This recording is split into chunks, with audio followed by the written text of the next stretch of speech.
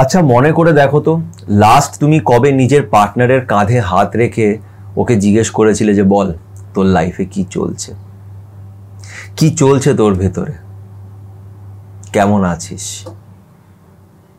কবে লাস্ট তুমি ওকে চুপচাপ বসে শুনেছিলে যে ও কি বলতে চায়, ওর লাইফে কি চলছে? বিষয়টা কি জানো তো, আই লাভ ইউ বলাটা খুব সহজ, একে অপরের সাথে রিলেশনশিপে যাওয়াটা খুব সহজ, একে অপরকে বড় বড় কথা বলা খুব সহজ, কিন্তু যখনই রিলেশনশিপে চ্যালেঞ্জ আসে আমরা গিভ আপ করে দিই।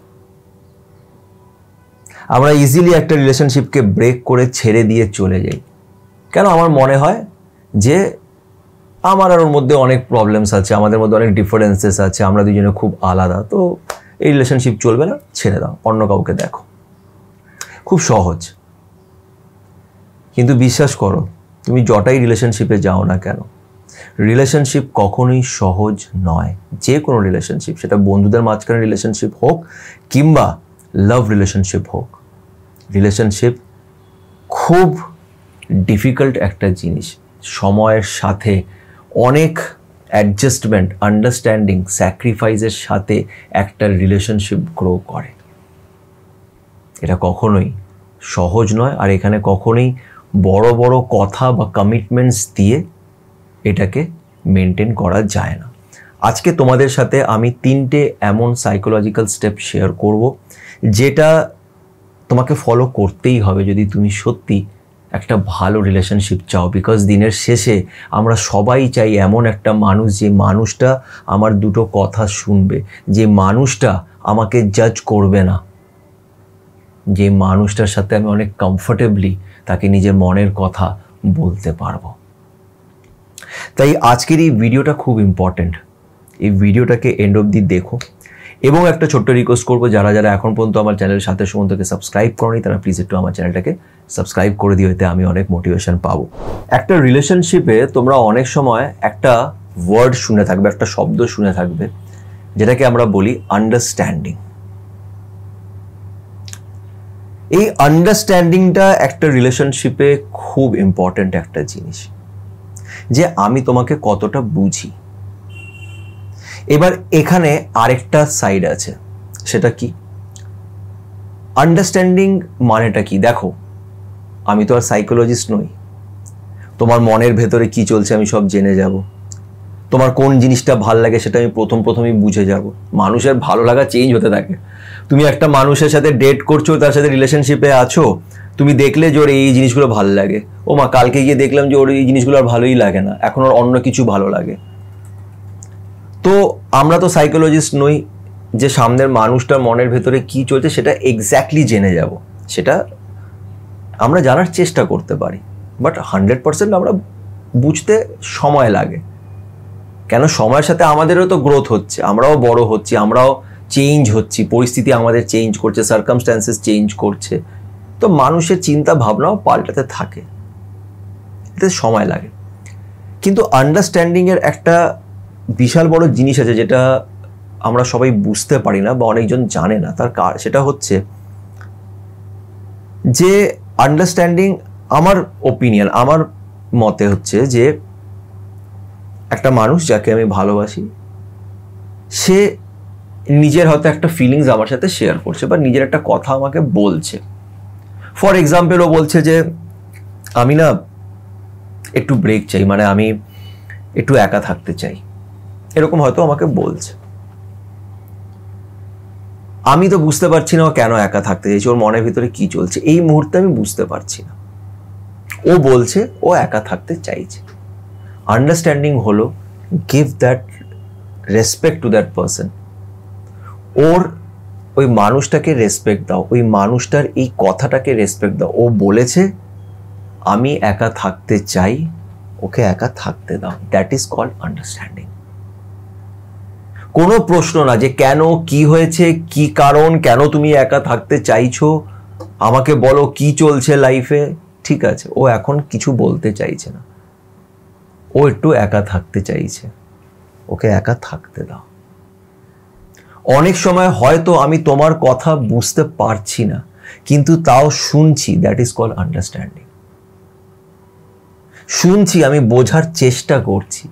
আমি যে সব বুঝে গেছি সেটা নাই হতে পারে, আমি মানুষ, আই এম নট মানে ভগবান তো নই, আর আমি কোনো সাইকোলজিস্ট বা সাইকাইট্রিস্টও নই যে তোমার মনের ভেতরে কি চলছে সব জেনে যাব। হ্যাঁ, ভালোবাসি তোমাকে, ডেফিনেটলি ভালোবাসি, কিন্তু ভালোবাসি বলে সব জেনে যাব এটা নাও হতে পারে। তো অনেক সময় ইটস ভেরি ইম্পর্টেন্ট যে আমি সামনের মানুষের কথাটা শুনবো, কি বলছে, ও যেটা বলছে সেটাকে চুপচাপ শোনা is also understanding, it's also an understanding. ঠিক আছে, তুমি বললে আমি মেনে নিলাম।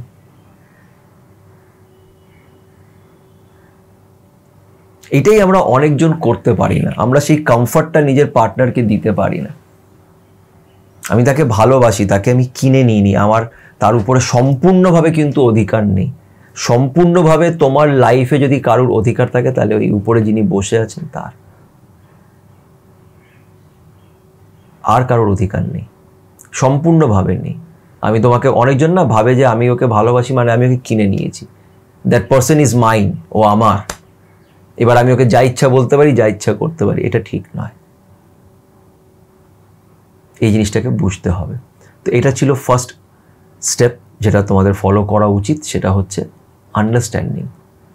একে অপরকে আন্ডারস্ট্যান্ড করো, তাদের বোঝার চেষ্টা করো, না বুঝলেও সেটাকে রেসপেক্ট দাও। সেকেন্ড পয়েন্ট যেটা আছে সেটা হচ্ছে বিলিভ, বিশ্বাস। এটা একটা মারাত্মক জিনিস। আমি প্রচুর লোকেদের দেখেছি, প্রচুর কাপল দেখেছি, তার পার্টনার কোথায় যাচ্ছে তাকে ইনফর্ম করে যেতে হবে, সে কোথায় আছে, কার সাথে আছে সেটা তাকে জানাতে হবে। রিলেশনশিপের সবথেকে বড় and most important point is believe, বিশ্বাস। আমি যদি আমার পার্টনারকে বিশ্বাস না করতে পারি তাহলে রিলেশনশিপে গিয়ে কোনো লাভ নেই, আর এটা ভালোবাসা নয়। যেখানে তুমি তোমার পার্টনারকে ডাউট করছো, আর সেকেন্ডলি তোমার পার্টনারকে তুমি ডাউট করে করবেটাই বা কি? ও কি তোমাকে সত্যি সত্যি বলবে? যদি ওর মনে কোনো পাপ থাকে, বা ও যদি অন্য কারোর সাথে ঘুরে বেড়াচ্ছে বা অন্য কারোর সাথে রিলেশনশিপে যাচ্ছে, ও তোমাকে সত্যি সত্যি হয়তো বলবেই না, তুমি জানতেও পারবে না। তুমি কি করবে ওর ফোন চেক করে? তুমি কি করবে দেখার জন্য যে কোথায় আছে, কার সাথে আছে? আরে বাবা, ও তোমার সাথে আজকে রিলেশনশিপে গেছে, কিন্তু তার আগে ওর নিজস্ব একটা পার্সোনাল লাইফ আছে, ওর নিজের একটা ইন্ডিভিজুয়ালিজম আছে, নিজের একটা অস্তিত্ব আছে, নিজের বন্ধু বান্ধব আছে, ওর নিজের একটা এন্টায়ার ব্যাকগ্রাউন্ড আছে, যেখানে এত বছর পড়াশোনা করে এগিয়ে এসছে নিজের লাইফে, ওর নিজস্ব লাইফের প্রতি কিছু এক্সপিরিয়েন্সেস আছে। তুমি যদি সেটার মধ্যে গিয়ে বাধা দাও, জিজ্ঞেস করো এটা কোথায়, এটা কেন, তুমি কেন এখানে, তুমি কেন ওখানে গেছো, কার সাথে মিশছো, কোথায় যাচ্ছ, ফোনে কি আছে, কার সাথে কথা বলছো, তোমার সোশ্যাল মিডিয়াটা আমি হ্যান্ডেল করবো, তোমার সোশ্যাল মিডিয়ার পাসওয়ার্ডটা আমাকে দাও, তুমি যদি এই জিনিসগুলো করো তাহলে এই রিলেশনশিপ খুব লং টার্ম অবধি টিকবে না। আরে নিজের ভালোবাসার উপরে বিশ্বাস রাখো যে আমি একে ভালোবেসেছি, ও আমার সাথেই থাকবে, আর যদি না থাকে তো ইটস ওকে, ঠিক আছে, কি করা যাবে? তুমি কাউকে জোর করে নিজের কাছে রাখতেও পারবে না। যে ভালোবাসবে সে সাথে থাকবে, সে 10 জনের সাথে ঘুরুক, কোনো অসুবিধা নেই, তারা সেই 10 জন তার ভালো বন্ধু হতে পারে, সেটা তুমি নাও বুঝতে পারো, কিন্তু দয়া করে তাকে বাধা দিও না। ভালোবাসাকে ফ্রি রাখো, কিপ ইট সিম্পল।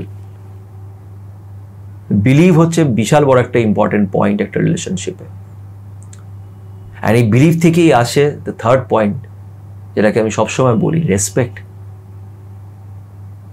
রেসপেক্ট, তুমি যদি তাকে বিশ্বাস না করো তাহলে তুমি তাকে ডিসরেসপেক্ট করছো,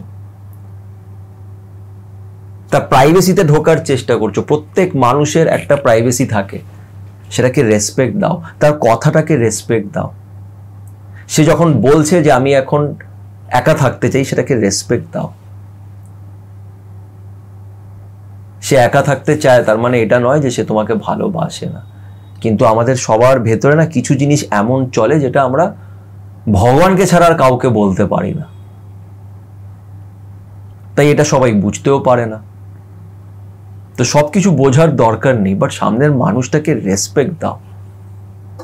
সে যেটা বলছে সেটা শোনো, সে যে কথাগুলো বলছে সেটাকে শোনো। তার গল্প, তার স্টোরি অনেক বোকা বোকাই হতে পারে, সে হয়তো তোমাকে এমনি ফালতু কথা বলে যাচ্ছে, কিন্তু তোমার জন্য এটা ফালতু, ওর জন্য এটা ফালতু নয়। তাই ওর কথাগুলোকে রেসপেক্ট দাও। এই রেসপেক্টটা একটা এমন জিনিস না যেটা রিলেশনশিপে প্রথম আমরা দিই, আস্তে আস্তে যখন কমফোর্টেবল হয়ে যাই আমরা সেই রেসপেক্টটা দেওয়া বন্ধ করে দিই। একে অপরকে গালাগালি, উল্টাপাল্টা কথা, খুব বাজে একটা ব্যাপার হয়ে যায়। আর এরকম হয়ে গেলে রিলেশনশিপের কোনো মানে থাকে না। তো এই 3টে স্টেপস যদি তুমি ফলো করতে পারো তাহলে ডেফিনেটলি তোমাদের রিলেশনশিপ অনেকটাই ভালো চলবে, এটাই আমার বিশ্বাস, এটাই আমি দেখেছি, এটাই আমি এক্সপিরিয়েন্স করেছি। আশা করছি ভিডিওটি তোমাদের ভালো লেগে থাকবে। যদি ভালো লেগে থাকে তো প্লিজ একটু লাইক করো এবং আমার চ্যানেলের সাথে সুমন্তকে অবশ্যই সাবস্ক্রাইব করো। সবাই ভালো থেকো।